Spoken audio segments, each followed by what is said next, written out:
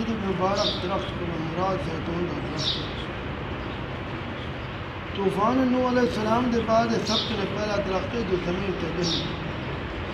اور سب سے پہلے جتنا گم ہے وہ کوہتور ہے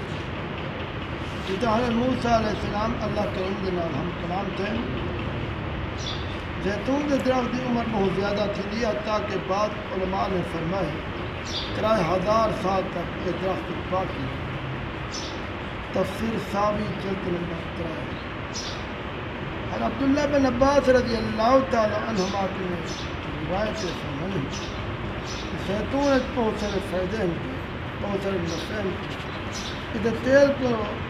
چراغ جلایا میں تھے یہ بطور سالن دے بھی استعمال کیا ہوں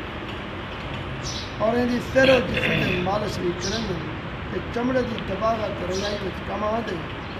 لیکن اگ بھی جلیں دن ادھر کوئی جز بھی بیکار کریں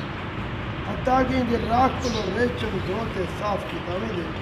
اور حضرات انبیاء علیہ السلام کے مکانے اور مقدس زمین کے ایکم دی اور ان کے واسطے 70 انبیاء کرام نے برکت دی دعائیں میں حتیٰ کہ حضرت ابراہیم خلیل علیہ السلام نے حضور خاتم النبیین صلی اللہ علیہ وسلم کی مقدس دعائیں کے نبی یہ درخت سرفراز ہے اللہ کریم نے مبارک درخت کے بارے ارشاد فرمائے شجرۃ تخرج من طور سینا تنبت بالدہن وصبغ للآکلین اساں درخت پیدا کیتے جو طور سینا وچ جمدے نکلتے جرا تیل اور کھان والے واسطے سالن دیتے بیجات ارشاد یوقد من شجرۃ مبارکۃ زیتونۃ لا شرقیۃ ولا غربیۃ چراغ روشن کیتا میں نے برکت والے درخت زیتون کو جڑا نہ پورب دا ہے نہ پچھم دا درس ہدایت زیتون ایک بڑی برکتیں والا درخت ہے یہ تو ہر جگہ درخت بغیر کی محنت کی پرورش ٹھیک ہے لیکن خاص طور پہ ملک شام اور عام طور پہ ملک عرب میں بکثرت پایا ہوا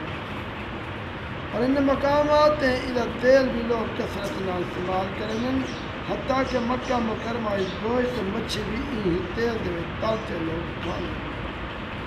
ان تیل کو عربی زیت آدن اور یہ تیل بیچنے والا زیات سرید اگر مل سکے تو مسلمانوں کو چاہیے تبرو کریں گے استعمال کریں کیونکہ قرآن پاک کو مبارک درخت فرمایا گیا